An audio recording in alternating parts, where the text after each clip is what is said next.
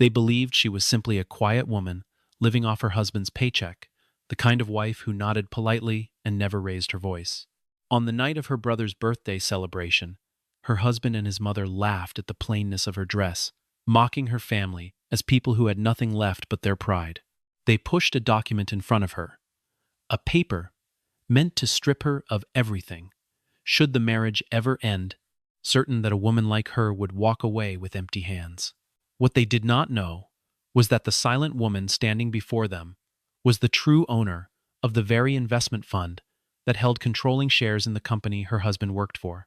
It would take only one phone call for their entire world to begin collapsing around them. Zariah Monroe drove an aging sedan through the quiet streets of the city, the engine humming with the kind of tired reliability that came from years of use rather than luxury. Ethan Caldwell sat beside her, his jaw tight, his eyes fixed on the road as though the very sight of the car offended him personally. He had mentioned more than once that a man in his position should not be seen arriving anywhere in a vehicle that looked like it belonged to a graduate student rather than the wife of a rising executive. Zariah said nothing, her fingers loose on the steering wheel, her expression calm in the way of someone who had long ago made peace with being underestimated. In the back seat, Vivian Caldwell adjusted her pearl earrings and sighed loudly enough to be heard over the radio, the sound carrying the weight of a complaint she had repeated for years. "My son deserves a woman who knows how to earn money," Vivian said, her voice light and almost pleasant, as though she were commenting on the weather rather than delivering an insult. Zariah only smiled, a small private curve of the lips that revealed nothing of what moved beneath the surface. To anyone watching, she appeared gentle, perhaps even meek, a woman who absorbed cruelty the way soft earth absorbs rain. Ethan glanced at her, waiting for a reaction that never came, and something in his expression suggested disappointment rather than relief. He had married a woman who never fought back, and somewhere along the way, that silence had become, in his mind, proof that she had nothing worth defending. As the car pulled into the driveway of Malcolm Monroe's modest home, Ethan turned to his wife with a warning dressed as a request. "Do not embarrass me tonight in front of your brother," he said, his tone flat and final, the words landing with the weight of a rule rather than a plea. Zariah met his eyes for a long moment before she looked away, and in that silence there was something unreadable, something that did not belong to a woman who had nothing to protect. The porch light flickered on ahead of them, warm and golden against the evening sky, utterly unaware of the storm that was already gathering just beyond the door. 10 years earlier, Zariah had met Ethan at a modest fundraising dinner, back when she was still finishing her doctorate and quietly building the earliest foundations of what would one day become a sprawling investment empire. She had chosen, even then, to keep her growing fortune hidden behind layers of trusts, holding companies, and a small circle of trusted advisors who understood the value of discretion above all else. It was never about deception for its own sake, but about wanting to be loved for who she was, rather than for what she owned. A distinction that had mattered to her since childhood, when she watched her father lose friends the moment his small business began to succeed. Ethan had been charming in those early days, attentive in the way ambitious men often are toward people they believe might one day prove useful to them. Though at the time Zariah mistook his attentiveness for genuine affection, she married him believing that love, once built on trust, could weather almost anything, a belief she clung to long after the cracks had begun to show. Naomi Brooks, her closest confidant, and one of only 2 people who knew the full truth of her holdings, had warned her gently more than once that some people cannot love what they do not respect. Zariah had smiled at the warning the way she smiled at most hard truths, filing it quietly away, never imagining just how precisely those words would one day prove themselves correct. The Monroe household was not large, and it did not try to be. String lights hung low across the small backyard, and the smell of roasted chicken and cornbread drifted from the kitchen window into the cool evening air. Malcolm had strung together a handful of folding tables, each one covered with a mismatched tablecloth his mother had once owned. And the whole scene carried the unmistakable warmth of a family that measured wealth in laughter rather than dollars. Guests arrived in modest clothing, hugging one another with the easy familiarity of people who had known each other for decades, their voices rising and falling in comfortable rhythms. Zariah moved through the gathering with quiet joy, embracing cousins and old neighbors, her posture loosening in a way it never did inside her own home. For a few minutes, surrounded by people who loved her without condition, she allowed herself to simply belong. Vivian stepped out of the car last, her heels clicking against the concrete path, her eyes scanning the yard with the practiced disdain of a woman accustomed to marble floors and catered affairs. She surveyed the folding chairs, the paper lanterns, the modest dessert table lined with homemade pies, and her mouth curled into something between amusement and contempt. "Is this what they are calling a party?" she murmured to her son, loud enough that several guests within earshot fell silent, their smiles fading just slightly. Ethan offered an uncomfortable laugh, glancing around to see who had heard, more concerned with his own image than with the sting his mother's words had left behind. He straightened his jacket and forced a smile onto his face, greeting Malcolm with a handshake that felt more like an obligation than a gesture of respect. Throughout the evening, Ethan wove comments into otherwise ordinary conversations, small remarks dressed as observations that carried unmistakable weight. "Your family has such a different way of doing things," he said to one of Malcolm's colleagues, his tone polite on the surface, but layered with condescension beneath it. He spoke of his own career in tones just loud enough to be overheard, mentioning boardrooms and quarterly earnings, as though the mere words could elevate him above the gathering around him. Malcolm, standing near the drink table, watched his sister's husband with the stillness of a man cataloging every slight for later use, though his face betrayed nothing. He had always been the quiet one, the observer, the professor who noticed everything and said little until the moment truly called for it. A few of Malcolm's colleagues from the university tried to draw Ethan into a lighter conversation, asking polite questions about his work, in an attempt to smooth over the tension that had already begun settling over the yard. Ethan answered each question with more enthusiasm than the moment required, describing his role in terms far grander than his actual title suggested, careful to avoid mentioning that he answered to superiors who themselves answered to a board he had never once met. One older guest, a retired schoolteacher named Louise, who had known the Monroe family for over 30 years, glanced toward Zariah with quiet sympathy, having witnessed this same pattern of condescension at nearly every gathering for years. She leaned toward a neighbor and murmured that some people mistake a title for a personality, a comment that drew a soft, knowing laugh from those close enough to hear it. Zariah caught the exchange from across the yard and offered Louise the faintest nod of acknowledgement, grateful for a kindness she rarely received from her husband's side of the family.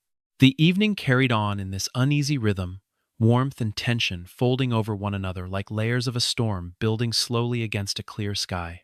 As the evening deepened and the sky turned a deep shade of violet, Vivian's eyes landed on the plain silver watch resting on Zariah's wrist. She reached out and lifted her daughter-in-law's arm with 2 fingers, examining the timepiece as though it were something distasteful. "Is this from one of those discount outlet stores?" she asked, her laughter bright and cutting, drawing the attention of nearby guests who shifted uncomfortably in their seats. Zariah gently withdrew her hand, her expression calm, though something flickered behind her eyes that no one at the table was perceptive enough to catch. The watch, plain and unremarkable to look at, had in fact been a gift from her late father, a token of humble beginnings that meant more to her than anything gold or diamond ever could. Vivian, of course, knew nothing of this, and even if she had, it would not have mattered to a woman who measured worth only in visible price tags. The comments that had begun as small jabs soon grew bolder, sharper, less concerned with subtlety and more interested in wounding. Vivian's attacks widened to include not just the watch or the modest backyard, but the very color of Zariah's skin, the neighborhood she had grown up in, the profession her brother had chosen. She spoke of her son marrying beneath his station as though it were a fact rather than an opinion, and the guests around her grew visibly tense, several exchanging uneasy glances. "My son marrying you was an act of generosity," Vivian said at one point, loud enough for half the yard to hear, her chin lifted with the confidence of someone who believed her own cruelty to be simple honesty. A few guests set down their plates, appetite lost, while others stared at their laps, unwilling to meet anyone's eyes in the heavy silence that followed. Zariah remained seated, her spine straight, her hands folded neatly in her lap, absorbing each remark without so much as a change in her breathing. Malcolm's jaw tightened almost imperceptibly, though he did not rise, did not interrupt, choosing instead to watch how his sister carried herself under the weight of humiliation. Several guests began whispering among themselves, uncertain whether they should intervene, uncertain whether this was simply a difficult family dynamic or something far more troubling. Ethan, rather than defending his wife, leaned toward her and murmured something meant only for her ears, a suggestion that she remember her place in this family. The words landed like a slap that no one else could see, and yet Zariah's expression did not crack, her composure a wall built from years of practice. Across the table, one of Ethan's co-workers, a younger man named Curtis, who had been invited more out of obligation than friendship, shifted uncomfortably in his seat, clearly unsure whether to laugh along or excuse himself entirely. He had always assumed Ethan's stories about his humble, hard-working wife were simply exaggerations meant to make himself sound generous for marrying beneath his station. Watching Vivian's cruelty unfold in person, however, stripped away any charm the narrative once carried, leaving behind something that felt distinctly uglier than office gossip had suggested. Malcolm finally rose from his seat, not to confront his mother-in-law directly, but to quietly refill drinks at the far end of the table, positioning himself close enough to intervene should the moment demand it. He caught his sister's eye briefly, and in that single glance passed an unspoken understanding, built over decades of watching each other survive rooms exactly like this one. Zariah gave the smallest shake of her head, a silent request for patience, and Malcolm respected it the way he always had, trusting that his sister's stillness was never a lack of strength, but a choice. It was only after dessert had been served, after the candles on Malcolm's cake had been lit and blown out amid a chorus of half-hearted singing, that Vivian reached into her handbag and withdrew a folded stack of papers. She set them on the table beside Zariah's plate with the casual air of someone discarding a napkin, though the weight of what lay inside those pages was anything but casual. Ethan watched his mother with something close to approval, a faint smile tugging at the corner of his mouth, as though the two of them shared a secret joke at his wife's expense. The guests nearest the table fell into an uneasy hush, sensing that whatever was about to happen would not be forgotten easily. And Zariah, for the first time all evening, allowed her eyes to drift slowly down toward the papers resting inches from her fingertips. Vivian had been planning this moment for weeks, ever since overhearing a conversation between Ethan and one of his colleagues about a couple at his office who had separated after years of marriage. The wife walking away with a settlement large enough to unsettle the entire firm. The idea had taken root in her mind almost instantly, a way to protect what she considered her son's rightful future from a woman she had never believed deserved a place in their family to begin with. She had contacted a lawyer of her own choosing, careful to keep the process quiet, certain that presenting the agreement publicly in front of witnesses would make it far more difficult for Zariah to refuse without appearing petty or vindictive. Ethan had gone along with the plan without much resistance, persuaded easily by his mother's argument that a woman who had contributed so little financially to the household had no reasonable claim to anything should the marriage end. Neither of them had paused, even for a moment, to consider why Zariah so rarely discussed money, why she deflected every question about her work with vague answers about consulting and research, or why she never once complained, despite years of financial condescension. It was a blindness born entirely of assumption, the kind of certainty that grows most dangerous exactly when it goes unquestioned. The folded stack turned out to be a legal document, drafted with the precision of someone who had planned this moment carefully rather than acted on impulse, Vivian explained, in a voice pitched for the benefit of every listening ear, that the agreement would ensure no division of assets should the marriage ever come to an end. It stipulated, in language dense with legal phrasing, that Zariah would forfeit any claim to spousal support, any right to shared property, any financial protection whatsoever. Ethan slid a pen across the table toward his wife, his expression carrying the smugness of a man who believed he was witnessing the final confirmation of his own superiority. "You have nothing to lose by signing this," he said, his voice light with amusement, as though the entire exercise were nothing more than a formality between two people who both already understood the truth of their situation. A ripple of laughter moved through a small cluster of Ethan's coworkers who had been invited along, their chuckles carrying an edge of cruelty dressed up as humor. Zariah lifted her gaze slowly, studying her husband's face for a long moment before she spoke, her voice steady and unhurried. "Are you certain about that?" she asked, the question so calm and so quiet that it seemed almost out of place amid the mockery surrounding her. Ethan barely paused before answering, waving a hand dismissively, certain that nothing his wife could say would carry any real weight. The laughter around the table grew louder, and somewhere beneath that laughter, unnoticed by everyone except perhaps her brother, something in Zariah's posture shifted, subtle and unreadable, like the calm surface of water, just before it begins to move. She picked up the pen, turned the pages toward her, and signed her name across the bottom of the document without hesitation, her signature neat and unwavering. Vivian clapped her hands together in triumph, exchanging a satisfied glance with her son, both of them believing they had just secured a victory over a woman they assumed had no cards left to play. Malcolm watched his sister from across the table, his expression carefully neutral, though the faintest trace of something like anticipation flickered in his eyes. No one else in that backyard understood what had just happened, least of all the two people who believed they had won. Zariah folded her napkin, set down the pen, and rose from her seat with the same quiet composure she had carried all evening, excusing herself toward the edge of the yard, where the string lights faded into shadow. Standing near the fence line, away from the noise of the party, Zariah pulled her phone from her purse and dialed a number she rarely used outside of business hours. The call connected within 2 rings, and a familiar voice answered on the other end, sharp and immediately attentive despite the late hour. "Prepare the full portfolio documentation," Zariah said quietly, her tone shifting into something crisp and commanding that no one at that party had ever heard from her before. On the other end of the line, Naomi Brooks straightened in her chair, her voice steady, as she replied with a single word of acknowledgement before adding a title that carried unmistakable weight.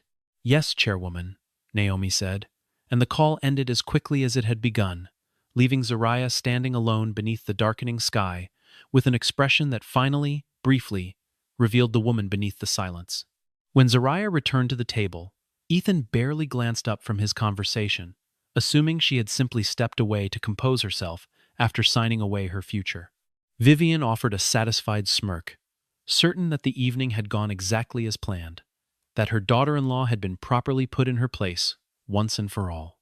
Neither of them noticed the faint change in Zariah's posture, the way she now sat with a stillness that belonged not to submission but to patience, the patience of someone waiting for a clock to strike a particular hour.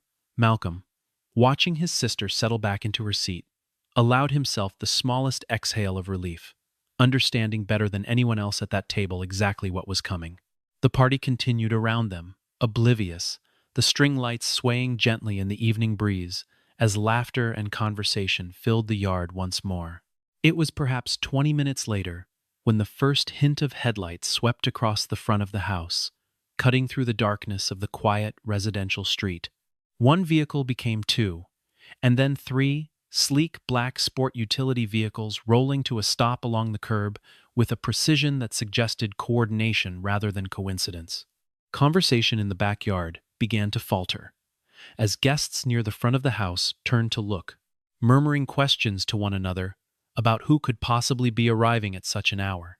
Ethan frowned, glancing toward the driveway, his mind scrambling to think of any business associate who might have followed him to a family gathering uninvited.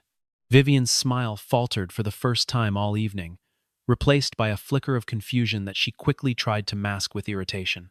Car doors opened in near unison, and a small procession of figures began making their way up the front walk, their footsteps measured and unhurried, despite the sense of urgency their arrival created. At the front of the group walked Naomi Brooks, dressed in a tailored charcoal suit that seemed entirely out of place amid the folding chairs and paper lanterns of the backyard party. Beside her walked Grant Holloway, a briefcase in one hand, his expression composed in the manner of a man who had delivered difficult news more times than he could count. Behind them followed two additional figures in dark suits, their presence quiet but unmistakably deliberate, the kind of security detail one associates with executives rather than family friends. The guests parted instinctively. As the group moved through the yard, whispers rising like static electricity in the humid evening air. Malcolm, who had known for years about his sister's true position but had never once let the secret slip, felt his pulse quicken with something between relief and quiet satisfaction as he watched the group approach. He had waited a long time for this exact moment, not out of a desire for revenge, but out of a deep protective love for a sister who had spent far too many years absorbing insults she never deserved. He rose from his chair and moved to stand near her, close enough that his presence might offer comfort, though he understood she needed none of the reassurance he was prepared to give. Vivian's earlier confidence had entirely evaporated, replaced by a rigid stillness, as she watched strangers in tailored suits move through her son's family celebration with the ease of people who belonged exactly where they stood. Somewhere near the dessert table, a young cousin tugged at her mother's sleeve, whispering a question about who all these important-looking people might be, and her mother only shook her head, equally uncertain, equally transfixed by the unfolding scene. Naomi approached the table where Zariah sat, and without hesitation, without so much as glancing at anyone else present, she inclined her head in a gesture of clear deference. "Good evening, Chairwoman," she said, her voice carrying easily across the now silent backyard, the words landing like stones dropped into still water. Vivian's mouth opened, then closed again, her eyes darting between Naomi and Zariah, as though trying to make sense of a sentence spoken in an unfamiliar language. Ethan let out a short, disbelieving laugh, glancing around at the gathered guests as if searching for someone to share the joke with him.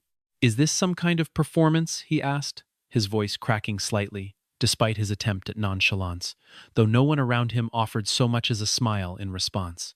Grant Holloway set his briefcase on the table with quiet authority, opening it to reveal a neat stack of documents bound in crisp folders. He removed the first folder and placed it directly in front of Ethan, his expression professional and utterly without malice, though the weight of what he carried needed no embellishment. "These are the ownership records for the fund's current holdings," Grant explained, his voice measured. The tone of a man who had delivered such briefings in boardrooms, far more intimidating than this backyard. He laid a second folder beside the first, followed by a third, each one containing certificates of ownership, share registries, and a comprehensive list of subsidiary companies. At the top of every single document, in the same unwavering typeface, appeared one name printed clearly for all to see. Zariah Monroe, the documents read, listed not as a shareholder or an investor, but as the ultimate beneficial owner, the name behind the name, the quiet architect of an empire no one at that party had ever suspected existed. Vivian reached for the nearest folder with trembling fingers, flipping through pages she did not fully understand but recognized as undeniably real. Ethan stared at his wife across the table, his earlier confidence draining from his face like color from a fading photograph. The guests who remained, no longer whispering but utterly silent, watched the scene unfold with the stunned stillness of an audience witnessing something they knew they would never forget. And Zariah, seated calmly amid the wreckage of everyone's assumptions, simply folded her hands and waited. Grant continued speaking, his voice steady, even as the tension in the yard thickened around him, explaining the scope of what the assembled folders represented. The fund, under Mrs. Monroe's direction, currently holds a controlling interest of 31% in the very company Mr. Caldwell is employed by, he said, allowing the words a moment to settle before continuing. In addition to that holding, he added, the fund maintains significant stakes in 18 other corporations, spanning multiple industries across the country. Naomi stepped forward to clarify further, her tone crisp and entirely without cruelty, though the truth she delivered cut deeper than any insult Vivian had spoken all evening. Mr. Caldwell, she said plainly, is, in effect, an employee of an organization ultimately overseen by his own wife. She went on to explain, for the benefit of the stunned guests who remained frozen around the table, that the fund had been quietly assembled over nearly 2 decades, built through careful acquisitions, patient reinvestment, and a philosophy that prized long-term stability over public recognition. It now maintained assets valued at more than $12 billion, spread across technology, manufacturing, healthcare, and real estate holdings that touched the lives of thousands of employees who had never once heard the name behind the enterprise. Zariah had insisted from the very beginning on operating through appointed representatives, allowing Naomi and a small executive team to serve as the public face of decisions she made from behind the scenes. It was a structure born not from shame, but from a desire to move through the world without the distortion that extreme wealth so often brings to ordinary relationships. Grant added quietly that very few people, even within the company Ethan worked for, had ever known the true identity of the fund's controlling owner. A secrecy maintained through legal structures few outside the boardroom would ever fully understand. The revelation, delivered so plainly and without theatrics, felt all the more devastating precisely because of how calmly it was spoken. The color drained from Ethan's face in a slow, visible wave, his hands gripping the edge of the table as though the ground beneath him had suddenly tilted. He opened his mouth to speak, then closed it again, his mind visibly racing through years of memories, searching for some explanation that might undo what he had just heard. Every dismissive comment, every cruel remark about her modest car, her simple clothing, her quiet demeanor, replayed itself in rapid succession behind his eyes. He remembered mocking her for using coupons at the grocery store, for declining expensive vacations, for insisting on driving herself, rather than hiring a service. Each memory now arrived, stripped of its former justification, revealing itself instead as an act of staggering, humiliating ignorance. He remembered the anniversary dinner 2 years earlier, when he had chosen a modest restaurant over a nicer one, explaining to Zariah that they needed to be careful with money, since he was the only one truly earning a living in their household. He remembered introducing her at company events as someone who dabbled in freelance work, never once asking what that work actually entailed, never once curious enough to look closer at the woman he had promised to spend his life with. He remembered laughing along with colleagues who joked about men who married beneath their station, nodding as though he understood exactly what that phrase meant, never imagining the phrase might one day be turned back upon himself with such devastating precision. Every memory arrived, now colored with a shame he had never allowed himself to feel before, the accumulated weight of years spent measuring his wife's worth by standards that had never once applied to her. He pressed his palms against his eyes, as though the gesture alone might undo what had already been revealed beyond any possibility of retraction. Vivian's hands shook as she set the folder down, her earlier composure entirely abandoned, replaced by something raw and unguarded. She looked at Zariah as though seeing her for the first time, searching her daughter-in-law's face for some sign of triumph or vindictiveness, finding instead only calm, unreadable patience. "I did not know," Vivian whispered, though the words felt hollow even as she spoke them, an excuse offered far too late to matter. The guests around the yard exchanged glances heavy with disbelief, several of them recalling the earlier insults about discount watches and unworthy families with a fresh, uncomfortable clarity. What had once seemed like harmless family teasing now revealed itself as something far uglier, a pattern of cruelty built entirely on assumptions that had just been shattered beyond repair. Ethan rose from his chair so quickly it nearly toppled backward, moving around the table toward his wife with an expression caught somewhere between panic and desperation. He reached for her hand, his voice cracking as he began speaking rapidly, offering apologies that tumbled over one another without coherence or order. "I did not know," he repeated, echoing his mother's earlier words, as though ignorance alone could somehow excuse the years of contempt he had shown her. Zariah did not pull her hand away immediately, but neither did she offer him the comfort of forgiveness, her expression remaining calm and distant, like someone watching a storm from a safe shore. The guests around them fell utterly silent, watching a marriage unravel in real time beneath the string lights that had, only an hour earlier, illuminated nothing more than a simple birthday celebration. Vivian, seeing her son's desperation, seemed to find within herself a similarly sudden transformation, her earlier arrogance dissolving into something that resembled genuine fear. She began speaking quickly, praising qualities in Zariah she had mocked only minutes before, calling her graceful, intelligent, a woman of remarkable strength she had always secretly admired. The reversal was so abrupt, so transparently self-serving, that even the guests, who had said nothing all evening, began to shift uncomfortably in their seats, unable to hide their discomfort at the display. Ethan, still gripping his wife's hand, dropped to one knee beside her chair, his voice thick with something that sounded like genuine panic rather than performance. "Please," he said, "we can tear up the agreement. We can forget this ever happened. We can go back to how things were." Grant Holloway cleared his throat gently, stepping forward with the composed authority of a man accustomed to delivering unwelcome truths in emotionally charged rooms. "That will not be possible," he said, his tone respectful but firm, the words carrying the weight of legal finality that no amount of pleading could undo. The agreement Ethan had asked her to sign, the very document meant to strip her of everything, had already been notarized, filed, and made binding under the full authority of the law. Zariah looked down at her husband, still kneeling on the grass beside her, and something in her expression softened only slightly, not with affection, but with a kind of weary clarity. "Earlier tonight," she said quietly, "you told me I had nothing to lose." Her voice did not rise, did not tremble, did not carry even a trace of anger, and yet the silence that followed her words felt heavier than any shout could have. No one at the table offered an answer, because there was none to give, the question hanging in the humid evening air like something tangible that refused to dissolve.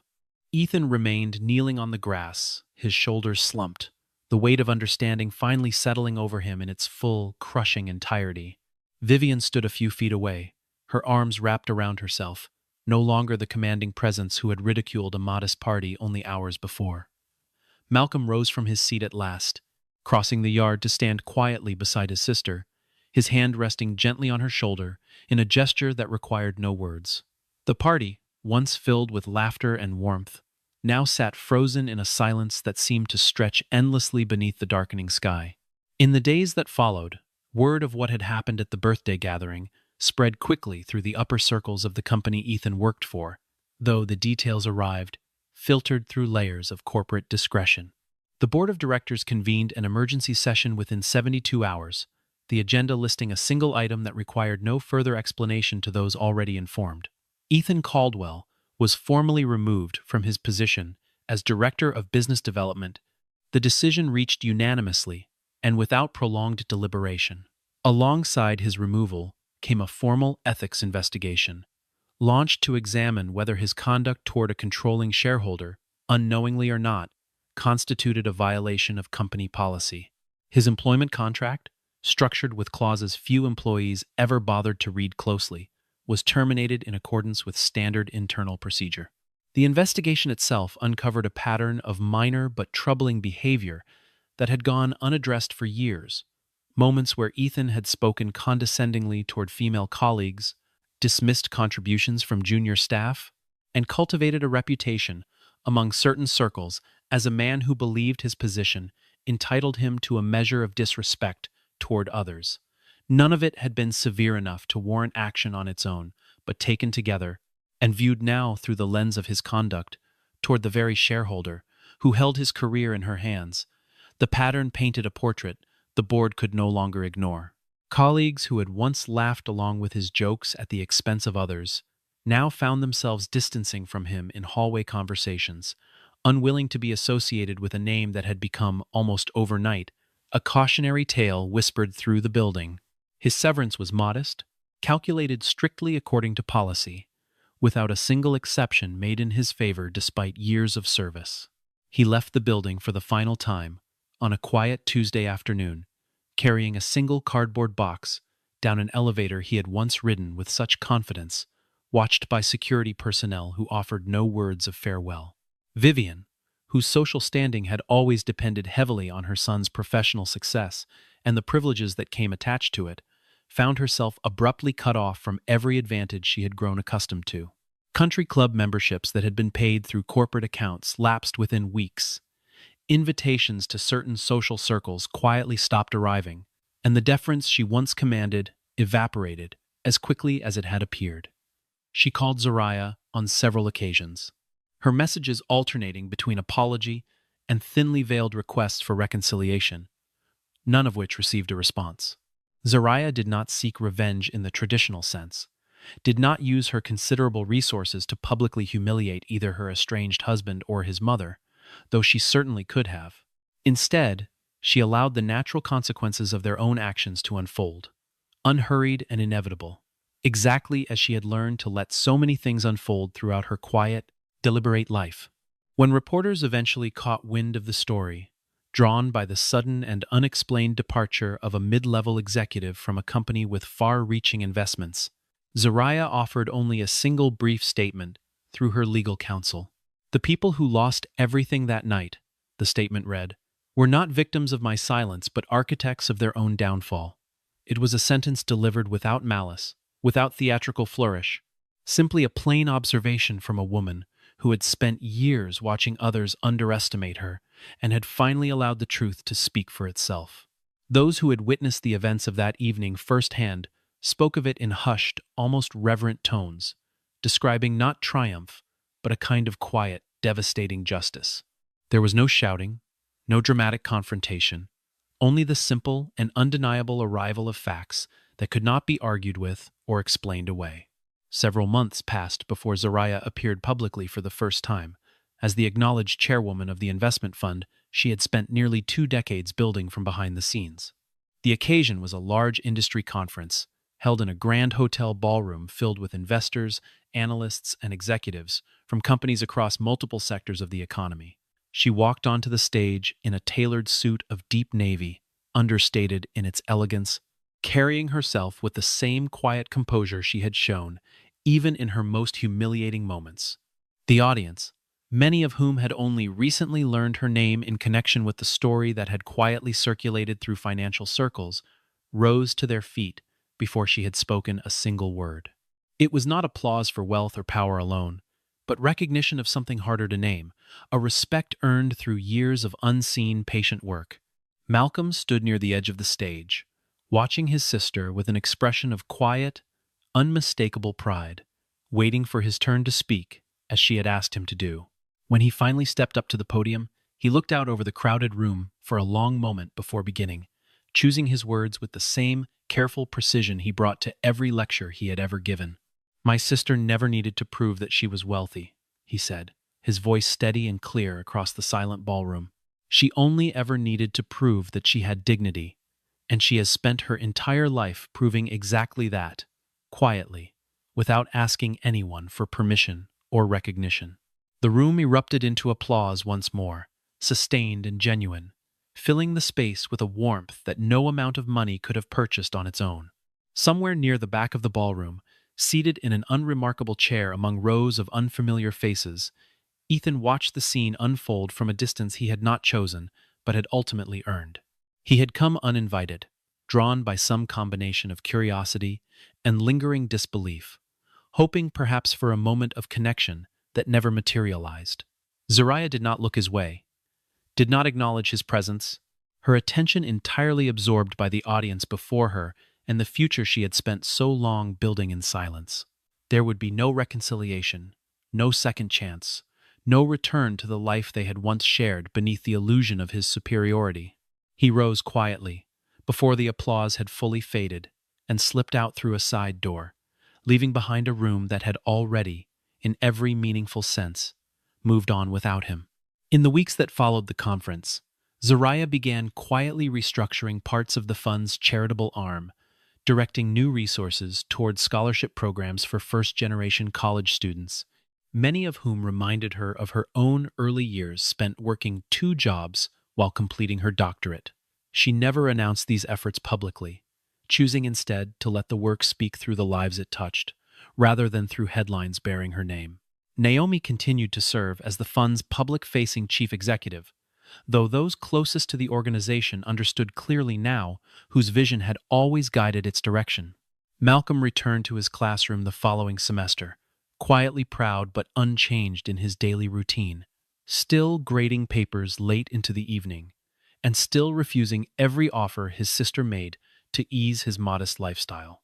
Vivian, for her part, eventually moved into a smaller apartment across town, her once busy social calendar reduced to occasional lunches with the few friends who had not quietly distanced themselves once her son's fall from grace became common knowledge. She never received the forgiveness she had hoped for, though she did, in time, come to understand precisely what she had lost and precisely why. Money, in the end, can build empires and fill rooms with applause, but it cannot manufacture the quiet strength that carries a person through years of being underestimated.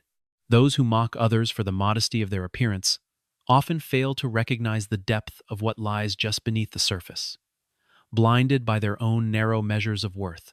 Zariah Monroe had spent her life proving, without ever needing to announce it, that true value is not found in the price of a watch or the make of a car, but in the character carried quietly within.